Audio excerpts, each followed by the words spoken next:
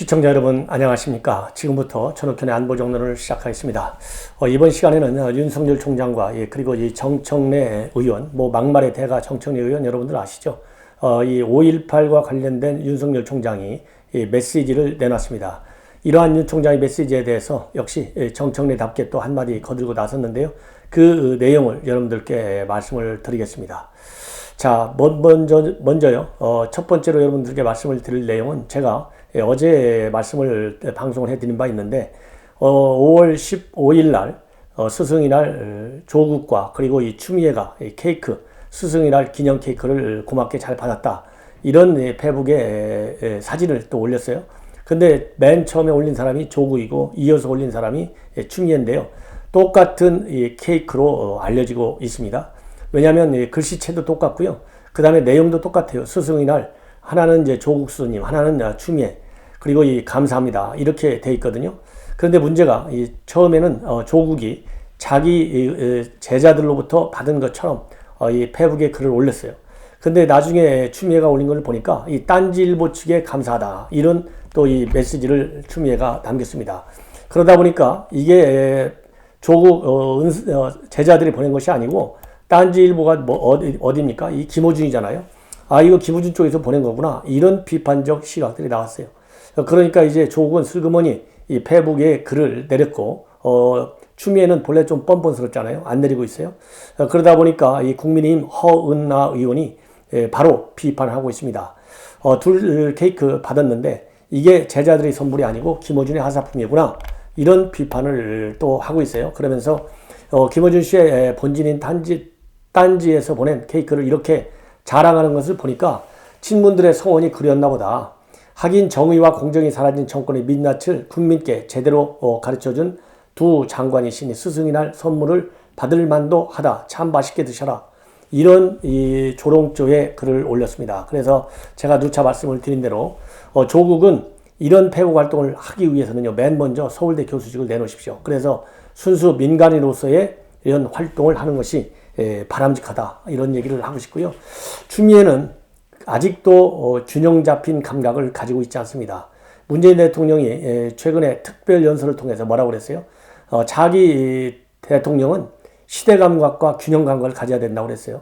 자, 문재인 대통령 본인이 그런 감각을 갖고 있었는지 또 아니면 있는지 앞으로 남은 1년 동안 그런 감각, 시대 감각과 균형 감각을 가질 것인지 정말 비판의 이 소리가 굉장히 높은데요. 참, 묻은 게 뭐가 나무랜다. 그런 비판이 이런 데 해당되지 않나 할 정도로 어이없는 말을 대통령이 했는데 이 말이 결국 추미애한테도 똑같이 작용이 되는 것 같습니다. 그래서 추미애는 앞으로 SNS 활동을 하려면요, 제발 균형 잡힌 시각을 갖고 감각을 갖고 SNS 활동을 해달라. 이렇게 저는 이 비판하고 싶습니다. 이러는 가운데 이제 내일이면은 5월 18일 그야말로 이 5.18 민주화 운동 41주년이 됩니다. 근데 바로 하루 전에 유족회 측에서 이제 추모제를 합니다. 5월 17일 날 오늘 이제 추모제를 하죠. 그런데 이 윤석열 총장이 16일 그러니까 광주 민주화 운동 벌써 41주년이 됐는데요. 이틀을 남겨놓고 전격적으로 메시지를 발표했어요. 이 메시지 측근을 통해서 발표했는데 상당히 의미가 있습니다. 그래서 이 내용 하나하나 전달해 드리면서 제가 논평을 하도록 하겠습니다. 뭐라고 되어 있냐면 메시지 텍스트를 제가 그대로 인용해 보도해 드리는 것이 여러분들께서 이 윤 총장의 메시지를 직접 한번 해석하는 하는데 더 도움이 될 것 같아요. 5.18은 현재도 진행 중인 살아있는 역사다. 여기에서요, 현재 진행 중이다. 이 말이 굉장히 의미가 있어요. 왜냐하면 이 5.18 민주화 운동의 핵심이 바로 민주화 운동이잖아요. 그러니까 이 민주주의를 한국에서 제대로 한 단계 업그레이드된 운동이다. 이런 거에 대해서 여야가 이미 합의를 한 바 있습니다. 그렇기 때문에 현재도 5.18 정신이 살아있는 역사다. 이 얘기는 결국 뭐냐? 현재의 정권이 문재인 정권이잖아요. 문재인 정권은 아직도 민주주의, 자유민주주의를 짓밟고 있다. 즉 이러한 문재인 정권식 자유민주주의를 짓밟는 억압 정치에 대해서 우리가 항거해야 되겠다. 이런 의미를 담고 있어요. 그래서 여기서 현재도 진행 중이다라는 말, 이 현재도 진행 중이니까 살아있다는 역사, 이 말 전체가 굉장히 의미심장해요. 즉 문재인 정권을 정면으로 거느는 그리고 문재인 정권을 심판하겠다는 윤 총장의 메시지가 바로 여기에 담겨져 있다고 봅니다. 그 다음에는요, 자유민주주의 헌법 정신이 우리 국민들 가슴속에 활활 타오르는 것을 증명하는 것이다. 이 자유민주주의 헌법 정신이라고 하는 것은 결국은 윤 총장이 현직에 있을 적에도 굉장히 중요시한 헌법적 가치입니다. 그리고 사퇴할 적에도요, 이런 헌법 정신을 굉장히 강조한 바 있어요. 이런 걸 볼 때 이 헌법 정신, 이 윤석열 총장, 문재인 정권에 의해서 이런 헌법적 가치인 자유민주주의가 굉장히 지금 짓밟히고 있고 억압을 당하고 있다라고 하는 기본 정신을 그대로 다시 한번 확인해주고 있다. 이렇게 저는 봅니다. 그러면서 말이죠. 5.18 정신은 어떠한 형태의 독재와 전제든 이에 대한 강력한 거부와 저항을 명령하는 것이다. 이렇게 얘기했는데 여기서 강력한 거부와 저항을 명령하는 거. 이거는 무슨 어디하고 연결되냐면요. 맨 모두에 현재도 진행 중인 살아있는 역사가 있잖아요.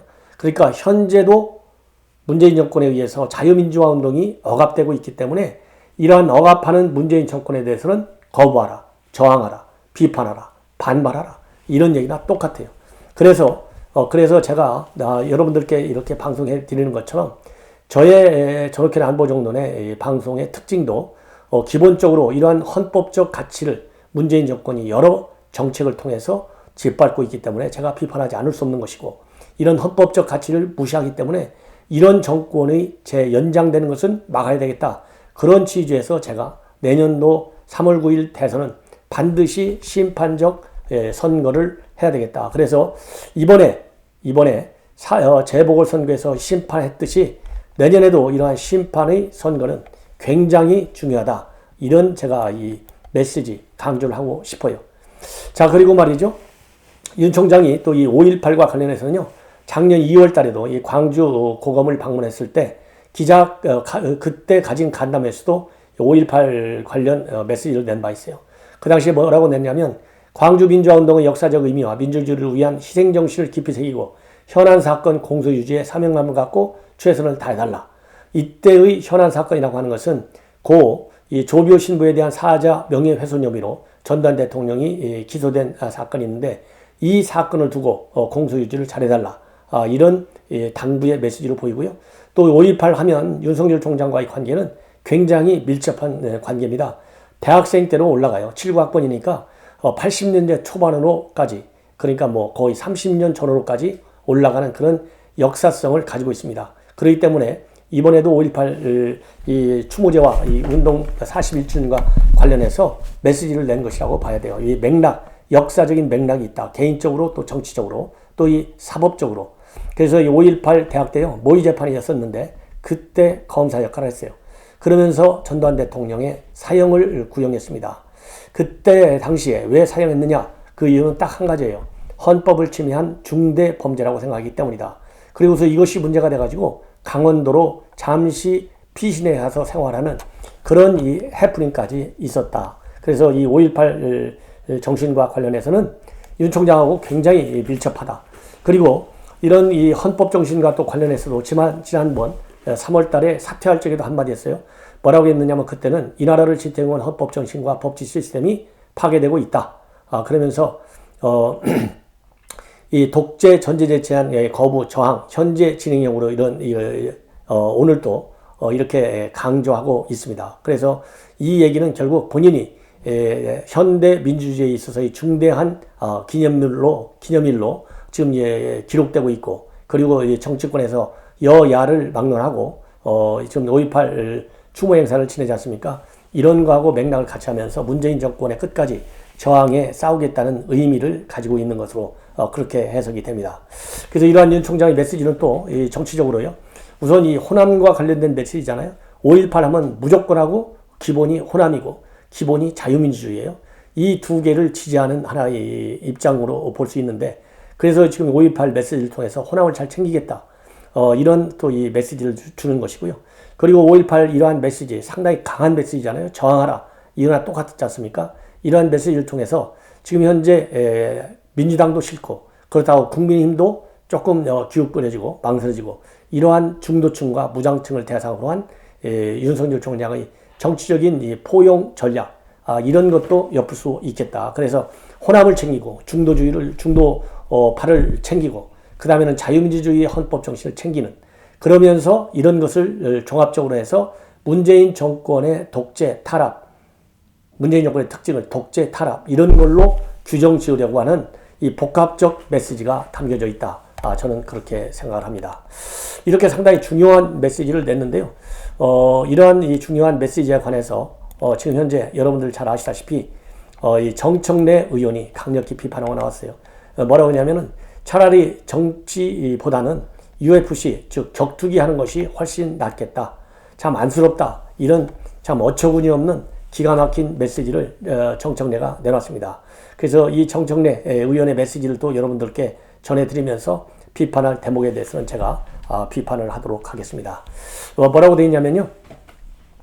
윤석열 씨가 5.18 정신을 운운했는데 5.18 민주주의 정신을 제대로 아느냐? 한국 현대사의 민주주의 상징이란 걸 아느냐? 제가 보기에는요.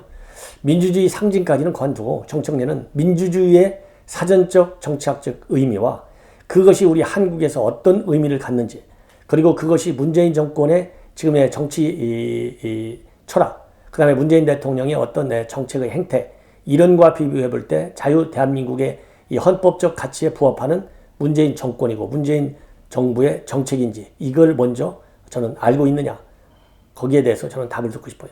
자 그러면서 또 이 정청래가 또 비판하고 있는 내용을 보면 독재에 항거한 정신이 민주주의 정신이고 민주주의는 헌법 1조 정신이다. 그러면서 말이죠.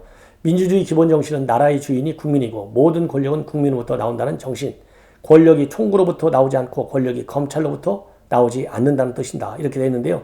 정말 나라의 주인이 국민이라고 현 정권은 생각하는지 정청래도 그렇게 생각하는지 현 정권은 나라의 주인이 친문 강성들에게 있다. 진보 좌파에게만 있다. 이 편가르기 국민에게만 있다. 이런 편향된 그야말로 이 분열적 국민을 생각하고 있지 않나. 저는 그렇게 반문을 하고 싶어요. 자 그러면서 말이죠. 또 참 정청래가 한 얘기 보면 참 구구절절이 기가 막힙니다. 그래서 제가 말씀을 드리고 싶은 소개를 해드리는 거예요. 인용을 해서 국민의 의사결정권을 갖기 위해서는 권력의 분산과 견제와 균형이 필요하고 검찰주의자가 민주주의를 말하다니 여름에 손바지 입고 장에 가는 꼴이다. 많이 덥겠다. 이 검찰주의자 윤석열 총장이 비판하는 것이죠. 그러면서 대한민국 권력기관 중에서 가장 독점적 권력이 집중되어 있고 가장 견제받지 않는 민주주의 사각지대가 바로 검찰이다. 직전 검찰총장으로 검찰개혁에 저항하다가 사표를 낸 사람이 5.18 정신을 운운할 자격이 있느냐. 예. 자, 그러면서 말이죠. 윤 씨가 5.18에 대해 한마디 걸치는 것을 보니 안 어울리기도 하고 웃기기도 한다. 윤석열 씨는 어쩐지 정치와 민주주의 이런 종목에는 안 어울리는 선수 같다. 차라리 UFC가 적성에 맞을 것 같은 이미지다. 정치인으로 성공할 캐릭터는 아닌 듯 보이고 제2의 반기문이 될 공산이 크다. 정치 연습과 정치 흉내내기가 필요하다는 것은 알겠지만 5.18 광주민주화운동 정신을 운운하는 것은 욕심이 과했다고 본다. 자, 이 정도가 되면요. 이제 정청래 갈 때까지 간 것 같습니다.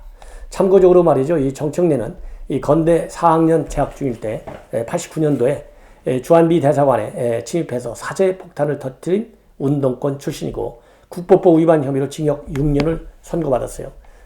그래서 제가 보기에는요. 정청래 미국 절대 못 갑니다. 예. 그러니까 미국 재산에 사제 폭탄을 터뜨렸는데 이러한 테러 행위를 한 사람을 미국 정부에서 봤나요? 절대 안 봤죠. 그래서 이번에 외통위원장 거론됐을 때도 이런 것도 고려되지 않았을까 하는 생각이 듭니다. 자, 이러는 가운데 윤석열 총장의 여론 지지율은 역시 최근에 이 한국 갤럽 여론조사를 제외하고는 이재명이를 압도하고 있다. 이런 지금 여론조사 결과가 나왔는데요. 매주 일요일에 나오는 여론조사 여러분들 아시죠? PNR, 머니투데이하고 미래한국연구소가 의뢰해서 나오는 여론조사 결과입니다. 이번에 여론조사 결과를 보니까요. 윤석열 총장이 다자의 대결 그리고 양자 대결 누구하고 붙든지 간에 무조건 오차범위 밖에서 이기는 걸로 나오고 있어요. 그래서 윤석열 총장은 35.1% 그리고 이재명은 23.8%, 28.3%, 약 7% 정도의 편차가 나고 있습니다. 그 다음에 이낙연은요, 이재명의 절반도 안 돼요. 13.7%, 홍준표 5.5%, 안철수 3.9% 이하 생략입니다. 2%대밖에 되지 않아요. 그리고 이 윤석열 총장의 특징은요, 40대를 제외한 전 연령층에서 지지를 받고 있고 40대에서는 이재명 지사가 37.8, 그리고 윤 총장이 20%입니다. 그리고 국민의힘 지지자 중에 65.9는 윤 총장을 지지하고 있고, 무당층 중에서도 43%가 윤 총장을 지지하고 있어요. 그리고 민주당 지지자 중에서는요, 이재명 지사가 56.5, 그리고 이낙연 전 대표가 27.4. 그래서 민주당 지지층들도 이제는 절반의 지지율 차이로 이낙연 전 대표를 지지하지 않고 이재명 지사 쪽으로 돌아갔다. 그래서 친문 강성파 마음에 들든 안 들든 결국은 이재명 쪽으로 다 몰리게 돼 있고, 이재명이를 거부하기는 어려운 그런 상황이다. 이게 저의 판단입니다. 그리고 양자 대결에서도 참고적으로 보면 윤 총장은 49, 그리고 이재명은 41.7, 그래서 이것도 7.3% 정도 앞섭니다. 그리고 이낙연 대표의 관계로 한번 보면요, 편차가 더 커져요. 윤석열 53.2, 이낙연 39.8입니다. 그래서 제가 보기에는 야권의 입장에서는요, 윤석열 총장이 이런 이 압도적 1위 지지를 계속해서 견고히 지금 뭐라고 그럴까요? 굳혀나가고 있는 것이 아닌가 하는 생각이 들어요. 자, 이렇게 해서 윤석열 총장과 관련된 5.18 메시지 여러분들께 충분하게 말씀을 드렸다. 한마디로 문재인 정권은 반민주적이다. 이런 반민주 정권에 우리는 저항해야 된다. 항거해야 된다. 이 메시지가 이 핵심인 것 같습니다. 자, 그래서 앞에서도 제가 말씀드린 대로 이제 5.18 민주화 운동과 관련해서 여야가 이제 공히 인정을 하고 있어요. 이런 가운데 야당 의원을 이 5.18 유족회에서 처음으로 초대를 했습니다. 이렇게 5.18 유족회에서 야당 의원까지, 즉 국민의힘 의원들을 초청한 것은 이 김종인 비대위원장 이후 시작된 국민의힘 쪽 이 호남 공들이기, 이 정책이 어느 정도 먹힌 것이 아니냐, 이런 해석이 나오고 있고, 그래서 5.18 유족회 측에서는 앞으로도 더 많은 야권 인사들이 이번 이 추모제에 많이 오게 되기를 바란다, 이런 입장문을 내놓고 있습니다. 그리고 이 국민의힘 의원들을 초청한 것은 그동안에 이러한 이 유족회가 정부로부터 지원받을 수 있는 그런 이 단체 인정을 못 받았는데, 이 국민의힘 측에서 협조해준 덕택으로 이 유족회 측에서 유족회를 비롯한 4개의 이 단체가 정식으로 정부로부터 지원받을 수 있는 단체로 인정을 받았다는 것이죠. 예컨대 유족회, 부상자회, 공로자회 등 5.18 관련 사단법인 이 3곳이 그동안에 정부 지원을 못 받았다고 합니다. 근데 이번에 보훈처 산하 공법 단체로 이 승격이 되었다고 그래요. 그래서 이제는 야당 의원들까지도 초대하게 됐다, 이런 보도가 지금 나오고 있어요. 자, 다음으로는 말이죠, 이 앞에서도 말씀대로 이 지금 문재인 정권 반민주성으로 인해서 많은 비판을 받고 있는데, 동아일보의 박재균 주간이 오늘 칼럼을 하나 싣고 있습니다. 굉장히 아주 멋진 칼럼인 것 같아요. 그래서 조금 여러분들께 상세하게 보도를 해 드릴까 싶습니다. 제목이 문제는 친문이 아니라 문이다. 그러니까 지금 문제는 흔히 친문 강성 하는데 그게 아니라는 것이죠. 문재인 대통령 본인이 현 이 실정에 그 반민주의 책임이 있다, 이렇게 직격탄을 날리고 있어요. 그러면서 이 문재인 정부의 가장 큰 4년간의 잘못은 바로 언어를 파괴한 데 있다는 것이죠. 언어 파괴. 그러면서 잘못하고서도 오히려 더 거꾸로 성내는 이상한 나라를 만들었다는 것이죠. 그래서 현 정권이 운동권이나 이 문파에 휘둘린다, 이것은 잘못된 것이고, 이 강성 대통령 성격을 그대로 지금 지니고 있는 문재인 대통령 본인이 사실상의 문파 행동을 조장하면서 나라를 이렇게 실패한 나라로 만들고 있다, 이런 것이 이번 이 박재균 칼럼의 특징입니다. 그래서 여러분들께서 한번 꼭 읽어보십사, 이렇게 말씀을 드리는데요. 예를 들어서 말이죠, 이 문재인 정권이 실패하게 된 이 언어 파괴 굉장히 크다는 것입니다. 이 언어 파괴의 말하자면 언어 파괴 자체가 굉장히 크다는 것이죠. 예를 들어서 개혁이라는 말도 문재인 정권식 개혁, 우리가 통념적으로 생각하는 개혁하고는 거리가 멀다. 그리고 공정이라는 개념도 마찬가지라는 겁니다. 그래서 이 문재인 어학사전에 들어가 있는 또 이 균형감각이라는 말도 또 마찬가지로 전부 문재인식으로만 해석하고 있어서, 이러한 균형감각, 개혁, 공정, 이런 말들이 대표적인 문재인 정권의 이 언어 파괴다. 이런 언어 파괴를 통해서 심대한 자유민주주의를 침해하고 있다. 왜 그러느냐? 바로 운동권적 사고이다는 것이죠. 그러다 보니까 문재인 대통령은 문자 폭탄마저도 양념이다. 또 당연하고 자연스러운 현상이다. 이러면서 사실상 문파의 집단 행동을 조장해온 이런 대통령이 바로 문재인 아니냐. 그래서 이 국민통합의 책무를 지닌 대통령답게 문자 폭탄은 민주적 여론 형성을 제한한다고 손사래를 쳤어도 문파가 지금처럼 기승을 부리겠느냐. 이렇게 지금 조롱을 하고 있어요. 그러면서 대통령은 이번에 회견에서도 말이죠. 다중이 쏟아붓는 문자 폭탄에는 정치하는 분들이 조금 더 여유 있는 마음으로 바라보라 라고 주문을 할 정도로 지금 이상하게 언어를 파괴하고 있다는 것이죠. 그런데 이제 대통령 시간 얼마 남지 않았어. 그래서 문에 대한 빠는 언제까지나 지속될 수는 없거다. 대통령부터 여유 있는 마음을 되찾고 문파를 놓아주면 문파도 대통령을 놔줄 것이다. 이런 지금 비판을 지금 가하고 있습니다. 자, 그리고요, 이제 외교관계 뉴스, 한 두 개만 말씀을 드리겠습니다. 매달 영국에서 G7 정상회의가 열리잖아요. 그런데 G7 정상회의가 열리는 계기에 사이드라인이 아니고 별도의 시간과 장소에서 한미일 3개국 정상회의를 지금 미국 주도로 추진하고 있다. 이런 보도가 나오고 있습니다. 이 보도는 TV조선에서 단독으로 보도하고 있고요. 일본 언론도 보도하기 시작했습니다. 이거야말로 그냥 이 반중 연대 전선을